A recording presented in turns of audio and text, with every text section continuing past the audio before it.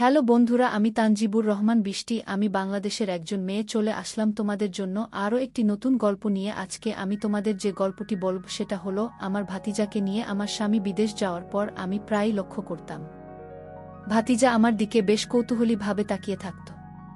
একদিন বাসায় কেউ ছিল না। আমি লক্ষ্য করলাম ভাতিজে আমার দিকে তাকিয়ে কি যেন একটা ভাবছে। তখন আমি বললাম, নীরব, আমার দিকে তাকিয়ে কি ভাবছ তুমি? আমি তোমার কাকি হই। বন্ধুরা, তখন ভাতিজা হঠাৎ করে এমন একটি ঘটনা ঘটাল, তা শুনলে বন্ধুরা বাকিটা গল্পেই বলছি। আশা করি তোমরা আমার পুরো গল্পটি মনোযোগ সহকারে শুনবে, নিশ্চয়ই অনেক মজা পাবে। তাহলে চলো বন্ধুরা, কথা না বাড়িয়ে মূল গল্প শুরু করা যাক। বন্ধুরা, আমি মধ্যবিত্ত পরিবারের একটা মেয়ে ছিলাম, তবে আমি দেখতে অনেক সুন্দরী ছিলাম। কলেজে যখন পড়তাম তখন অনেকেই আমার দিকে মুগ্ধ দৃষ্টিতে তাকিয়ে থাকত। লাবণ্যময় ত্বক আর মায়াবী চোখের অধিকারী ছিলাম আমি। লম্বা কালো চুল আর মিষ্টি হাসিতে কত যুবকের হৃদয় যে কেঁদেছে তার কোনো ইয়াত্তা নেই। আমার রূপে মুগ্ধ হয়ে কতজন প্রেম নিবেদন করেছে, কিন্তু আমার মন তো একজনের জন্যই অপেক্ষা করছিল। সুদর্শন এক তরুণের সাথে আমার পরিচয় হয় কলেজের শেষ বর্ষে। তার নাম ছিল মোজাম্মেল খান। প্রথম দেখাতেই তার ব্যক্তিত্ব ও হাসি আমাকে আকৃষ্ট করে ধীরে ধীরে আমাদের মধ্যে ভালোবাসার সম্পর্ক গড়ে ওঠে। মোজাম্মেলও ছিল বেশ হ্যান্ডসাম এবং ক্যারিয়ার সচেতন। আমাদের প্রেম গভীর থেকে গভীরতর হতে থাকে। একে অপরের সাথে সময় কাটাতে আমরা ভালোবাসতাম। আমাদের স্বপ্ন ছিল সুন্দর একটি সংসার গড়ার। অবশেষে আমাদের ভালোবাসার পরিণতি ঘটে বিবাহের মাধ্যমে। মোজাম্মেল এবং আমি নতুন জীবন শুরু করি। আমাদের সংসার বেশ কিছুদিন সুখ শান্তিতে ভরেছিল। দুজনে দুজনকে খুব ভালোবাসতাম এবং একে অপরের খেয়াল রাখতাম। আমাদের দিনগুলো আনন্দে ভরে থাকত। আত্মীয়-স্বজন এবং বন্ধুদের মাঝেও আমাদের বেশ সুনাম ছিল। সবাই আমাদের সুখী দম্পতি হিসেবে জানত। কিন্তু জীবনের পথ সবসময় মসৃণ হয় না। আমাদের সুখের সংসারে হঠাৎ নেমে আসে বিষাদের ছায়া। মোজাম্মেলের পারিবারিক আর্থিক অবস্থা খুব একটা ভালো ছিল না, তাই সে সিদ্ধান্ত নিয়ে পরিবারের সচ্ছলতা ফেরাতে বিদেশ পাড়ি জমাবে। প্রথমে আমি রাজি ছিলাম না, কিন্তু মোজাম্মেলের ভবিষ্যতের কথা ভেবে এবং পরিবারের উন্নতির জন্য আমি রাজি। মোজাম্মেল বিদেশ যাওয়ার পর আমি একা হয়ে যাই। আমাদের বাড়িতে আমার স্বামীর বড় ভাইয়ের ছেলে নীরব প্রায়ই আসে যাওয়া করত। নীরব দেখতে শুনতে খুবই ভাল, লম্বা এবং সুদর্শন। সে আমার থেকে বয়সে কিছুটা ছোট হলেও তার ব্যবহার ছিল খুবই মার্জিত। আমার স্বামী বিদেশ থাকার সময় নীরব প্রায়ই আমার খোঁজখবর নিত। মোজাম্মেল বাজার করার জন্য আমাকে কিছু টাকা দিয়ে গিয়েছিল, কিন্তু একাটা বাজারে যেতে আমার ভালো লাগত না। নীরব প্রায় প্রতিদিনই আমার প্রয়োজনীয় বাজার সদাই করে দিত। কোনো কিছু লাগলে আমি তাকে ফোন করতাম, আর সেই সঙ্গে সঙ্গে নিয়ে আসত। নীরবের এই সাহায্য আমার একাকিত্ব কিছুটা হলেও কমিয়েছিল। ধীরে ধীরে নীরবের সাথে আমার বেশ ভালো সম্পর্ক তৈরি হয়। সে প্রায়ই আমার সাথে গল্প করত, আমার দিন কেমন কাটছে, কোনো অসুবিধা হচ্ছে কিনা, এসব বিষয়ে খোঁজ নিত। মাঝে মাঝে সে আমাকে বিভিন্ন জায়গায় ঘুরতে নিয়ে যেত। আমরা বন্ধুর মতো অনেক কথা বলতাম। আমিও তাকে নিজের ছেলের মতোই স্নেহ করতাম। কিন্তু কিছুদিন পর আমি লক্ষ্য করতে শুরু করলাম, নীরব মাঝে মধ্যে আমার দিকে কেমন যেন অপলক দৃষ্টিতে তাকিয়ে থাকে। তার চাহনিতে একটা অদ্ভুত কৌতূহল ছিল, যা প্রথমে আমার কাছে খুব স্বাভাবিক মনে হয়নি। আমি কিছুটা অস্বস্তি বোধ করতাম, কিন্তু বিষয়টি নিয়ে তেমন একটা মাথা ঘামায়নি। ভেবেছিলাম হয়তো আমার ভুল দেখা। একদিন নীরবামাকে বলল, কাকিমা, আমি আপনাকে একটা কথা বলতে চাই, কিন্তু আপনি কারো কাছে বলবেন না তো? আমি তার কথা শুনে কিছুটা কৌতূহলী হলাম। বললাম, না, বলব। কি কথা? নীরব কথাটা বলতে গিয়েও যেন ইতস্তত বোধ করছিল। তার মুখ দেখে মনে হচ্ছিল কোনো গোপন কথা বলতে চাইছে। সে কয়েকবার ঢোক গিলল, তার চোখে অস্থিরতা স্পষ্ট। কাকিমা, এই পর্যন্ত বলেই সে থেমে গেল। কিছুক্ষণ চুপ থেকে বলল, আমার একটা জরুরি কাজ আছে কাকিমা, আমি পরে এসে আপনাকে কথাটা বলব। এই বলে নীরব তাড়াহুড়ো করে বেরিয়ে গেল। তার এই রহস্যময় আচরণ আমার মনে আরও বেশি কৌতূহল সৃষ্টি করল। পরের দিন আমি নীরবকে জিজ্ঞেস করলাম, ভাতিজা, তুমি না আমাকে কি কথা বলতে চেয়েছিলে, এখন বল তো? নীরব আমার দিকে তাকিয়ে একটু মুচকি হাসল। তারপর বলল, কাকিমা, কাকা তো বিদেশে একা একা থাকে, আপনার কি খুব কষ্ট হয়? তারই কথা শুনে আমি কিছুটা অবাক হলাম। আমি বললাম, ওহ, এই কথা, কষ্ট তো হয় বাবা, কিন্তু কি আর করব, তোমার কাকা তো দূরে আছে, এখন আমাকে একাই থাকতে হবে। আমার কথা শুনে নীরবের মুখটা একটু মলিন হলো। সে কিছুক্ষণ চুপ থেকে বলল, কাকিমা, কোনো সমস্যা নেই, আপনার কোনো প্রয়োজন হলে আমাকে বলবেন, আমি এনে দেওয়ার চেষ্টা করব। আমি হেসে বললাম, তা তো অবশ্যই, তোমাকে তো আমি আমার ছেলের মতোই মনে করি। আমার কথা শুনে নীরবের মুখে হালকা হাসি ফুটল। কিন্তু আমি বুঝতে পারছিলাম তার মনে আরও কিছু কথা আছে যা সে বলতে পারছে না। তার চোখে সেই কৌতূহলী চাহনিটা আবার দেখতে পেলাম।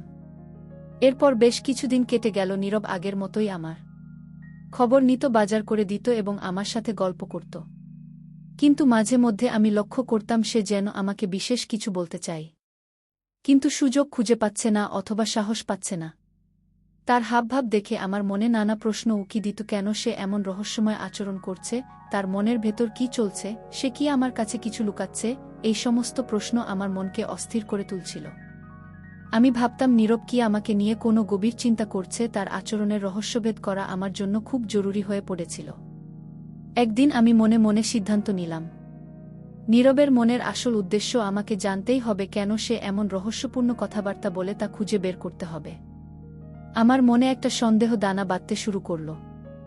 আমি ভাবলাম নীরবের একটা পরীক্ষা নেওয়া যাক, দেখা যাক তার মনে সত্যিই কি আছে। একদিন আমি নীরবকে আমার ঘরে ডেকে পাঠালাম। বললাম, নীরব, আজকে আমাদের বাসায় কেউ নেই, চলো আমরা একটু গল্প করি। নীরব আমার কথা শুনে একটু অবাক হলো, কিন্তু রাজি হলো। সে ঘরে এসে বসল। আমি তার দিকে তাকিয়ে লক্ষ্য করলাম সে মাঝে মধ্যে আমার দিকে কেমন যেন কৌতূহলী দৃষ্টিতে তাকাচ্ছে, কিছু একটা ভাবছে। আমি বললাম, এই ছেলে কি? দেখো তুমি, আমি তো তোমার কাকি হই। আমার কথা শুনে নীরব একটু অপ্রস্তুত হলো। সে আমতা আমতা করে বলল, কাকিমা, আপনি আমাকে ভুল বুঝবেন না, আমি আপনার দিকে তাকিয়ে একটা জিনিস দেখছিলাম। আমি অবাক হয়ে বললাম, কি এমন জিনিস দেখছো তুমি? আমাকে কি বলা যাবে? নীরব কিছুক্ষণ চুপ করে রইল, যেন কথা খুঁজে পাচ্ছে না। তারপর ধীরে ধীরে বলল, কাকিমা, কাকা বিদেশ যাওয়ার 1 সপ্তাহ পর আমি বাজার থেকে ফিরছিলাম। ঠিক সেই সময় রাস্তায় আমি একটা জিনিস পেয়েছিলাম। তার কথা শুনে আমার কৌতূহল আরও বাড়ল। নীরব বলল, সেই জিনিসটা শুধু আমার কাছে আছে, আমি ওটা খুব যত্ন করে রেখেছিলাম। জিনিসটা আমি কাউকে দেখাইনি, কিন্তু ইহার ভিতরে কি আছে তাও আমি ঠিক জানি না। আমার মনে হয় কাকিমা, ইহার ভেতরে মূল্যবান কিছু আছে। আমি চাচ্ছি আপনাকে সেই জিনিসটা দেখাতে, আপনি কাউকে বলে দেবেন না তো? আমি বললাম, কই, তাও তো দেখি। নীরব পকেট থেকে একটা ছোট কাপড়ের পুঁটলি বের করল। আমি সেটা তার কাছ থেকে নিয়ে দেখলাম। পুঁটলিটা খুলতেই আমার চোখ ছানা বড়া। ভিতরে অনেকগুলো সোনার গয়না, নেকলেস, কানের দুল, বালা, আংটি এবং আরও অনেক কিছু, সবগুলোই ঝলমল করছে। আমি অবাক হয়ে নীরবের দিকে তাকালাম। বললাম, এই ছেলে, এগুলো তুমি কোথায় পেলে? সত্যি করে বলো তো? নীরব ভয়ে ভয়ে বলল, কাকিমা, আমি সত্যি বলছি, আমি এগুলো রাস্তায় কুড়িয়ে পেয়েছি। তার কথা শুনে আমি কিছুক্ষণ চুপ করে রইলাম। আমার মাথায় নানা চিন্তা ঘুরপাক খাচ্ছিল। নীরব আবার বলল, কাকিমা, বেশ কিছুদিন ধরে আমি ভাবছি ওই জিনিসগুলো আমি আপনাকে দিয়ে দেব, কারণ আমি আপনাকে অনেক বিশ্বাস করি আর মায়ের মতোই শ্রদ্ধা করি। আমার মনে হয় এগুলো আপনার কাছে রাখাই সবচেয়ে নিরাপদ। নীরবের কথাগুলো আমার হৃদয় ছুঁয়ে গেল। এই কথাগুলো শুনে আমি হতভাগ হয়ে গেলাম। আমি শুধু শুধু ছেলেটাকে ভুল বুঝেছিলাম। প্রথমে আমি ভেবেছিলাম ছেলেটার মনে হয় আমার প্রতি অন্য কোনো উদ্দেশ্য আছে, কিন্তু পরে আমি বুঝতে পারলাম ছেলেটা সত্যিই ভালো, খুব সহজ সরল। শুধু শুধু আমি তাকে ভুল ভেবেছিলাম। আমার ভুল বুঝতে পেরে আমার খুব খারাপ লাগছিল। নীরবের কথা শুনে আমার চোখে জল এসে গেল। আমি ভাবতেও পারিনি যার সম্পর্কে আমি এত ভুল ধারণা পোষণ করেছি সে আসলে এত ভালো মনের মানুষ। আমি আবেগ আপ্লুত কণ্ঠে বললাম, নীরব, তুমি সত্যিই খুব ভালো ছেলে। আমি তোমাকে ভুল বুঝেছিলাম, আমাকে ক্ষমা করে দিও। নীরব আমার হাত ধরে বলল, কাকিমা, আপনি এমন বলছেন কেন? আমি তো আপনাকে নিজের মায়ের মতোই দেখি। আপনার কোনো ক্ষতি হোক এটা আমি কখনোই চাই না। তার কথাগুলো আমার অন্তরে গভীর দাগ কাটল। আমার মনে হলো সত্যিই আমি একজন নিষ্পাপ মানুষকে ভুল বুঝেছিলাম। আমি পুঁটলির সোনার গয়নাগুলোর দিকে তাকালাম।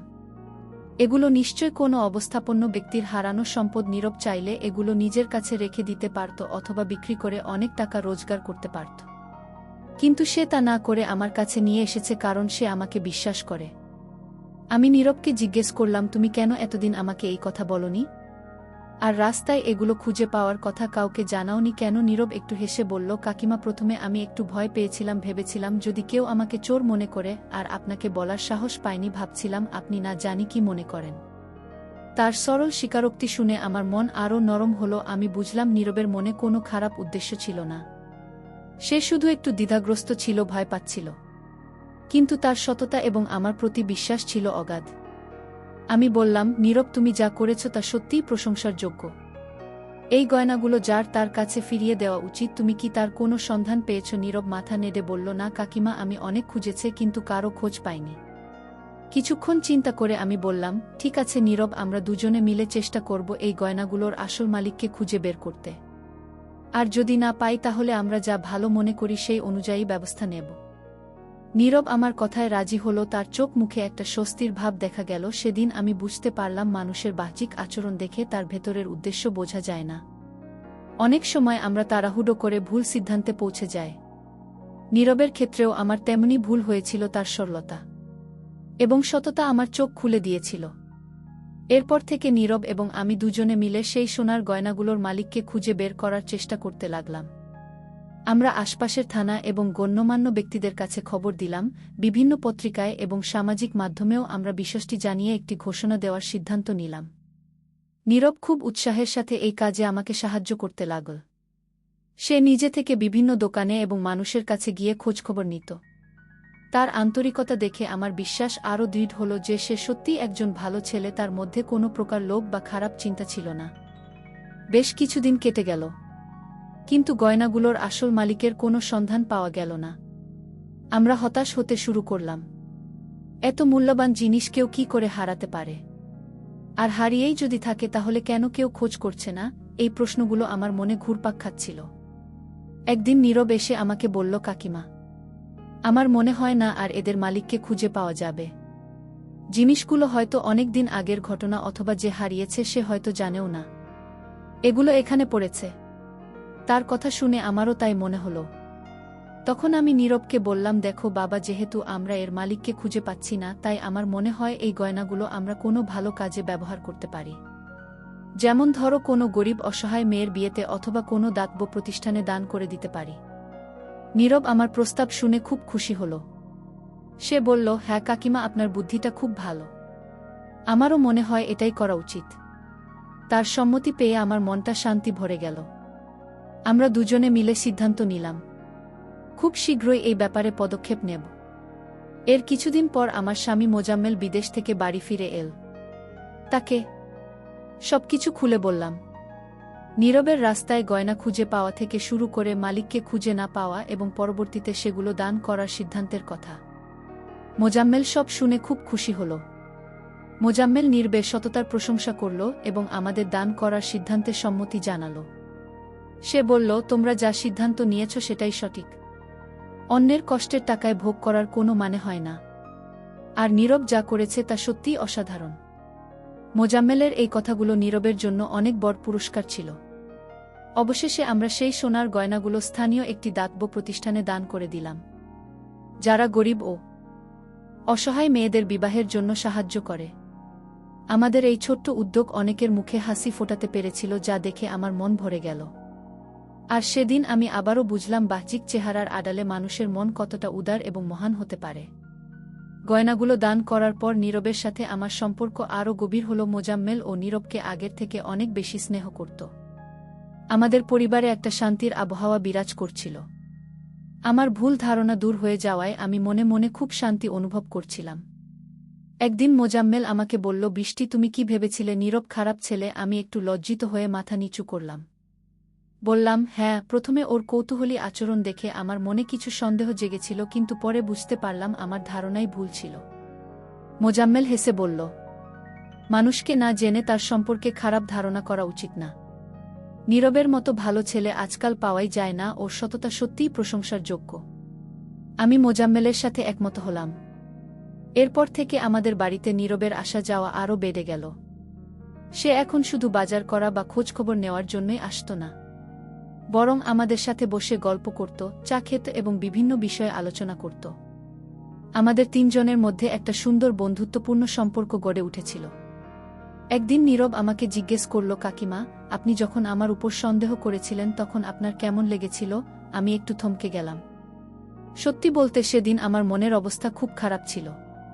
একদিকে যেমন ভয় কাজ করছিল, তেমনি অন্যদিকে একটা চাপা কষ্ট অনুভব করছিলাম। আমি নীরবকে বললাম, দেখো বাবা, যখন কোনো আপনজনের উপর সন্দেহ হয় তখন মনটা খুব খারাপ হয়ে যায়। আমিও সেদিন খুব কষ্ট পেয়েছিলাম, কিন্তু তোমার সততা প্রমাণ হওয়ার পর আমার সব কষ্ট দূর হয়ে গেছে। আমার কথা শুনে নীরব মুচকি হাসল। মোজাম্মেল তখন নীরবকে বলল, তুমি কোনো চিন্তা করো না, তোমার কাকিমা তোমাকে নিজের ছেলের মতোই ভালোবাসে, আর আমিও তোমাকে খুব স্নেহ করি। আমাদের বাড়িতে তুমি সব সময় আসতে পারো। মোজাম্মেলের এই কথাগুলো নীরবের মনে সাহস জোগাল। সময়ের সাথে সাথে আমাদের জীবন স্বাভাবিক ছন্দে ফিরে আসে। মোজাম্মেল তার ব্যবসা নিয়ে ব্যস্ত থাকে, আর আমি ঘরের কাজকর্ম সামলাই। নীরবতার পড়াশোনা এবং অন্যান্য কাজ নিয়ে ব্যস্ত থাকে, কিন্তু আমাদের সাথে তার যোগাযোগ সবসময় অটুট থাকে। আমাদের ছোট্ট পরিবারের সুখ এবং শান্তি বজায় থাকে। কয়েক বছর কেটে গেল। নীরব এখন বড় হয়েছে, লেখাপড়া শেষ করে ভালো একটা চাকরি করছে। তার ব্যবহার এবং ভদ্রতা আগের মতোই আছে। আমাদের প্রতি তার সম্মান এবং ভালোবাসা এতটুকুও কমেনি। আমরাও তাকে আমাদের পরিবারের একজন সদস্যের মতোই দেখি।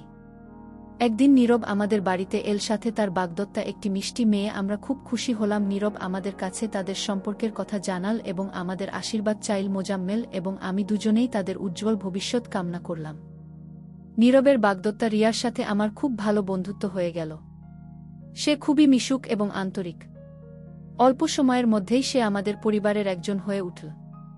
রিয়া নীরবের সততা এবং ভালো মনের অনেক প্রশংসা করল। বিয়ের কিছুদিন আগে নীরব এবং রিয়া দুজনে মিলে আমাদের বাড়িতে এল। তারা বিয়ের নিমন্ত্রণ জানাল এবং আমাদের আশীর্বাদ চাইল। মোজাম্মেল এবং আমি সানন্দে তাদের নিমন্ত্রণ গ্রহণ করলাম এবং সাধ্যমতো তাদের সাহায্য করার প্রতিশ্রুতি দিলাম। নীরবের বিয়ে খুব ধুমধাম করে হল। আমরা আত্মীয় স্বজন এবং বন্ধুদের সাথে সেই অনুষ্ঠানে যোগ দিলাম। নীরবকে খুব হাসি খুশি দেখাচ্ছিল। রিয়ার সাথে তার জুটি সত্যিই খুব সুন্দর হয়েছিল। তাদের দেখে আমার মন ভরে গেল। বিয়ের পর নীরব এবং রিয়া তাদের নতুন জীবন শুরু করল। তারা আমাদের সাথে নিয়মিত যোগাযোগ রাখত এবং সময় সুযোগ পেলে আমাদের বাড়িতে এসে দেখা করে যেত। তাদের সুখী দাম্পত্য জীবন দেখে আমার খুব ভালো লাগত। একদিন নীরব আমাকে একা পেয়ে বলল, কাকিমা, সেই দিনের কথা আপনার মনে আছে যখন আমি রাস্তায় গয়না পেয়েছিলাম? আমি হেসে বললাম, হ্যাঁ বাবা, খুব ভালো করেই মনে আছে। সেই ঘটনা আমার জীবনের একটা গুরুত্বপূর্ণ শিক্ষা। নীরব বলল, আসলে কাকিমা, আমি প্রথমে একটু ভয় পেয়েছিলাম ওই গয়নাগুলো নিয়ে, কিন্তু আপনার উপর আমার অগাধ বিশ্বাস ছিল। তাই আমি দেরি না করে আপনাকে সব কথা খুলে বলেছিলাম। আমার মনে কোনো খারাপ উদ্দেশ্য ছিল না। নীরবের কথা শুনে আমার চোখ আবারও ভিজে উঠল। সেদিন নীরবের কথা শুনে আমার মনে হলো সত্যিই বিশ্বাস এবং ভালোবাসার বাঁধন কতটা শক্তিশালী হতে পারে। সামান্য সন্দেহের কারণে আমাদের মধ্যে ভুল বোঝাবুঝি হতে পারত, কিন্তু নীরবের সততা এবং আমার ভালোবাসার কারণে সেই পরিস্থিতি সামলানো গেছে। আমি নীরবকে বললাম, তুমি শুধু আমার ভাতিজাই নও, তুমি আমার ছেলের মতো। তোমার মতো একটা ভালো ছেলে পাওয়া ভাগ্যের ব্যাপার। নীরব আমার হাত ধরে কৃতজ্ঞতা জানাল। জীবনের এই দীর্ঘ পথে আমি অনেক মানুষের সাথে মিশেছি। অনেকের আচার ব্যবহার দেখে ভুল ধারণা তৈরি হয়েছে, কিন্তু নীরবের ঘটনা আমাকে শিখিয়েছে কখনোই শুধুমাত্র বাহ্যিক দিক দেখে কারো সম্পর্কে কোনো সিদ্ধান্তে আসা উচিত না।